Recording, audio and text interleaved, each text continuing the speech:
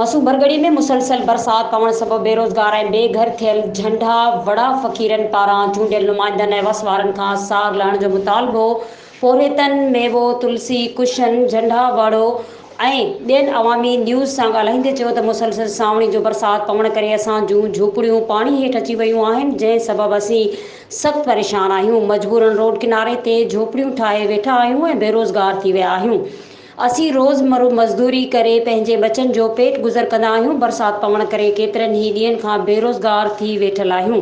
हुननि वसवारन ऐं सिंध हुकूमत खां मुतालबो कयो आहे त असांखे राशन ॾिनो वञे ऐं असांजी मदद कई वञे। बरसात में जो مسوڀرڳڙي आहे उनमें ड्राई पिया आहिनि। बरसात सावण महीनो आयो त आहे, असांजी रोज़ी बनियनि ॿारनि में फुटियूं बुटियूं सभु पाणी लॻो पियो। हाणे किथे वेंदासीं असीं? कुझु राशन पाणी ॾियो, असां फ़क़ीर माण्हू आहियूं, असीं वेठा आहियूं ॿाहिरि रोड ते।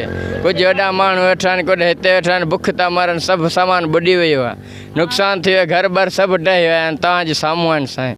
भॻवान असांजो हाल आहे साम्हूं आहे, असांजो हाल इहो आहे, सभु घर सभु ॿुॾिया पिया आहे। को केतिरो नुक़सानु थियो आहे। ॿाहिरि असीं वेठा आहियूं रोडनि ते अधु ई वेठा आहियूं, अधु वरी हिन पासे वेठा आहियूं रोडनि ते ॿार बचो खणी।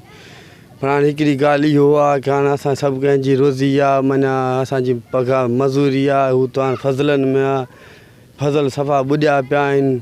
असांजो हाणे रोज़ी आहे, असीं बेरोज़गार थी वेठा आहियूं। इंसानु भला किथे गुज़र करे, तई आयो भला कुझु असांजी ॿुधो, असांखे राशन ॾियो, कुझु असांजो गुज़र थिए। माना इंसान आहियूं, असांजी कुझु मदद करो तई। जी नाज़रीन, तव्हां हिते مسوڀرڳڙي में झंडावड़े फ़क़ीरन जी ॻाल्हि ॿोल ॿुधी।